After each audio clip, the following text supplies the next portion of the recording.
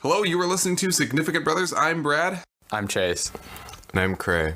And today we are talking about Thanksgiving, but not the Thanksgiving that takes place in America or in our hearts, but the Thanksgiving that takes place in other countries. Well, let's see how other countries celebrate our election of Squanto as president. Yeah, he was quite the diplomat, wasn't he? And he was, fluent in another language, maybe. He was the first Native American to go visit another country. Actually, who knows? I think they're just the most famous ones that have left. But what defines, a country among Native Americans? I mean, like Mars. Oh, okay. That's really impressive in its own right. Yeah, they took his bones up on the rover. He's in Voyager, America's first president. Could you imagine being the alien species that, this was this guy they revered so much that they killed him and put him into a spacecraft and sent him into space? I am doing the Ernte Dankfest. Thank you. 1 year of high school German. It also takes place not only in Germany, but in Switzerland and Austria as well. So it occurs in about the first Sunday of October or the first Sunday after Michaelmas, which is like September 29. It's not as fun as Christmas from what I looked up, but Michaelmas is like celebrating St. Michael. So it occurs on the first Sunday of October, and at the same time, it's mostly eclipsed by Oktoberfest. And even then, observation throughout the nation isn't uniform.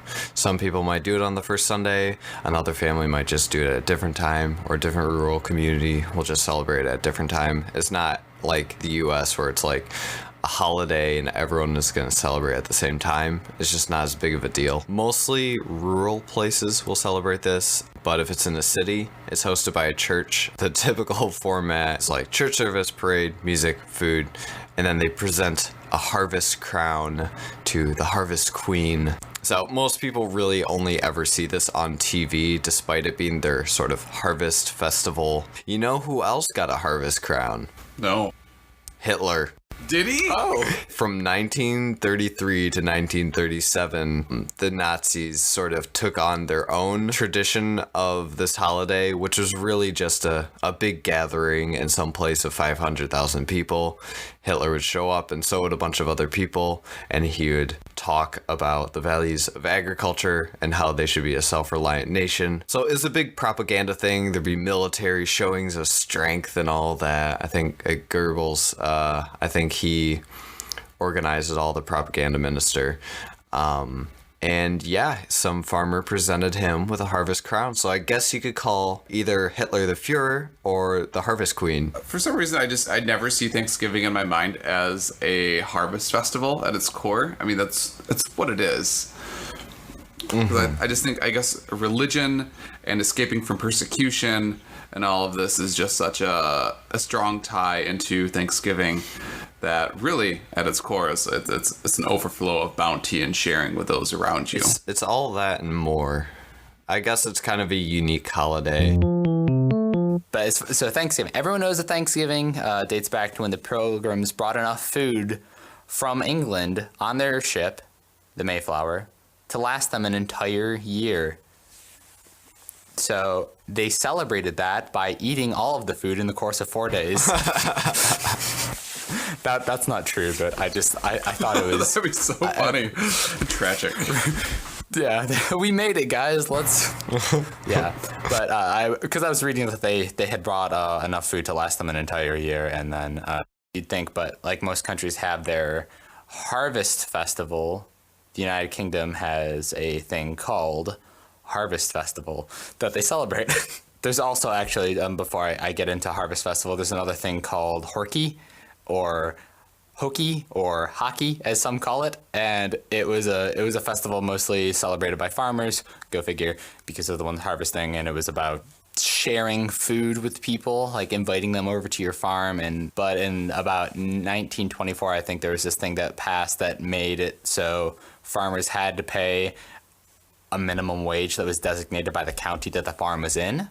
And someone wrote in a newspaper that marked the end of Horky.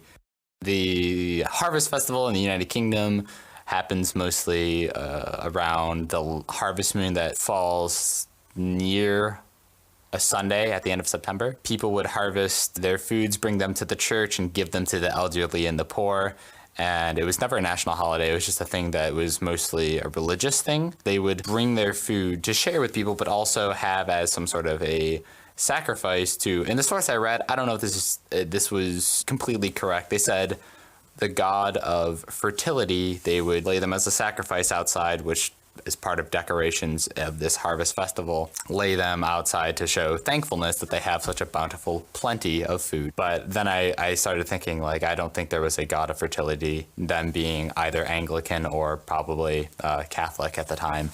Because this was 17th century, so probably Church of England. So I looked up the patron saint of fertility, St. Andrew or St. Anne. I assume it was for them, but in case you guys are curious, the patron saint of sterility or bareness is St. Anthony. I don't know how he got it. I couldn't find out.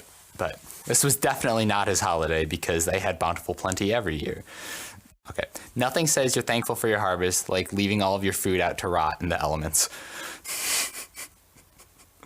Which is essentially what that festival was about, of like decorating it. And, yeah, it's like we harvested all this and now we're gonna die.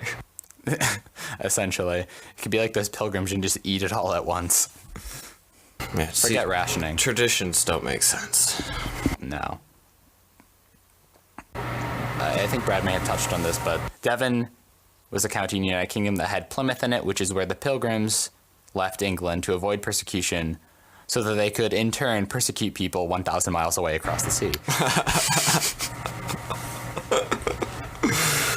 Oh, gosh. Not until Squanto was elected, but Yeah, he put an end to it. yeah. Plymouth now has a soccer team in Plymouth called Plymouth Argyle FC, and their nickname is the Pilgrims. Anytime that they are relegated from the league, they threaten to leave, calling it persecution. But they have a celebration every year in Plymouth for expats who are, in the area who might want to celebrate Thanksgiving, but you can imagine it's not very common because it is not an English holiday and there's not much of an affiliation. The only people that do celebrate Harvest Festival are farmers. It happens to be a thing out in the country, and people sing hymns and bring stuff to the church and do their thing. So not a national thing. Not many people celebrate it, but we're all thankful for harvest anyway. I'm thankful for it. Yeah, you have to be. So I think the spirit of Thanksgiving is all in our hearts, and no matter where you are, no matter what culture, you're happy that you have food on your plate and that you can celebrate it with people that you love. There was a play. Part of Harvest Festival is there are these people who dress up like reapers, the ones that are not grim, but the ones that harvest, and they walk along this cart that has all of the harvest from the year, and they walk around to people asking them for money to spare for them so that they can give it to the church. But there's one person who leads up front who they call the Lord of the Harvest. He's dressed more extravagantly than the rest of the people, and there isn't much of a written account for this, but we know it's true because there was a play that came out in 1600 that was called Summer's Last Will and Testament. And there was a whole scene that essentially had that illustrated in there. Like, it was a part of their festival of, like, it was essentially a parade. I'm going to read you guys some lines of poetry that are from the play. So it's actually maybe dialogue. This is a song that follows the actual harvest song in the play. This is supposed to be a typical harvest song that people sang back then. Mary, Mary, Mary, cherry, cherry, cherry, troll the black bull to me, hey, dairy, dairy, with a pup and a Larry, I'll troll it again to thee. Hooky, hooky, hooky, we ho shorn, and we ho abound, and we ho brought harvest home to town.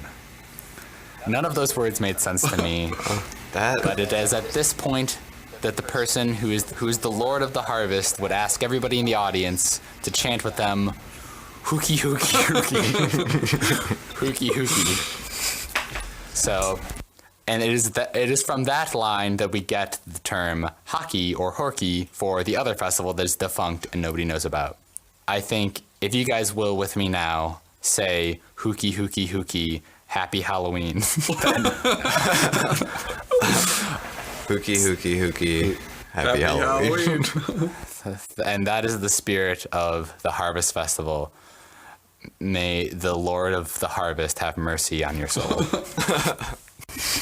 May it be a quick reaping of your souls this Thanksgiving season. Yes. Good night. Hooky hooky, happy Thanksgiving.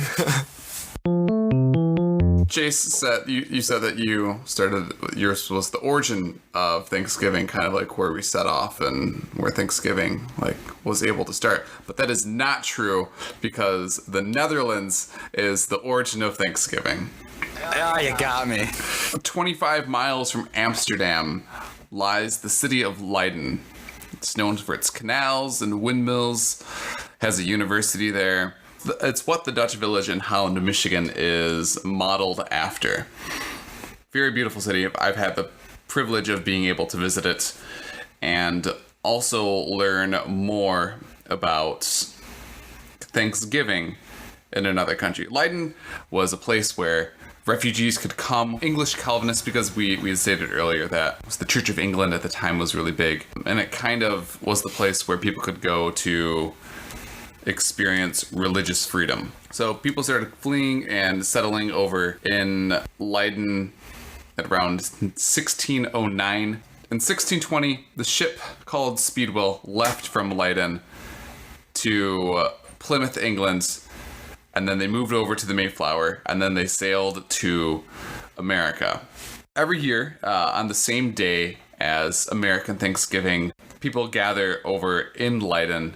So really, if we're getting on the whole idea of religious persecution and escaping from it and then making that into a national holiday, the Dutch did it first. Or at least expats that were in the Netherlands did it first. Just to clarify, you said that people went to Leiden because of religious freedom. Especially people from England. They went over there because a lot of the Calvinists were getting persecuted because they weren't with the Church of England. Okay, and then from Leiden they went back to Plymouth. Yes. Picked up some people. They said, get in this boat if you want to live. Basically, that's a good paraphrase of what they said as they were sailing by. It's kind of, the door's open, you gotta get in. Jump in, we're going so fast. Every year at the time of American Thanksgiving, people gather over in Leiden. We'll go over to the Pieterkerk to celebrate the perseverance and good fortune of the early American settlers.